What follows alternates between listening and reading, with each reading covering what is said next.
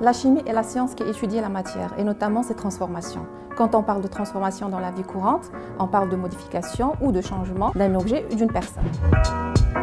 En chimie, on en distingue deux types, les transformations physiques et les transformations chimiques. Une transformation physique est une transformation qui représente le changement d'aspect ou d'apparence d'une substance chimique. Par exemple, quand on met de l'eau liquide au congélateur, elle change d'état physique. Elle passe de l'état liquide à l'état solide. Ce changement s'appelle la solidification. La matière n'a pas changé, la substance chimique a changé d'aspect, mais à un niveau microscopique, elle n'a pas changé. On dit qu'elle a tout simplement subi un réarrangement. Une transformation chimique est une transformation au cours de laquelle des substances appelées réactifs réagissent pour disparaître totalement ou partiellement et former de nouvelles substances appelées produits. Je donne un exemple, la combustion du carbone. C'est une transformation chimique au cours de laquelle un atome de carbone réagit avec une molécule de dioxygène pour former une molécule de dioxyde de carbone. On peut remarquer que les atomes présents dans les réactifs se retrouvent dans les produits pour former une nouvelle substance chimique. C'est ce qu'on appelle la loi de la conservation des atomes. Lors d'une transformation chimique, rien ne se perd, rien ne se crée, tout se transforme. Basma Yamas, professeur de physique-chimie au collège-lycée Pythagore.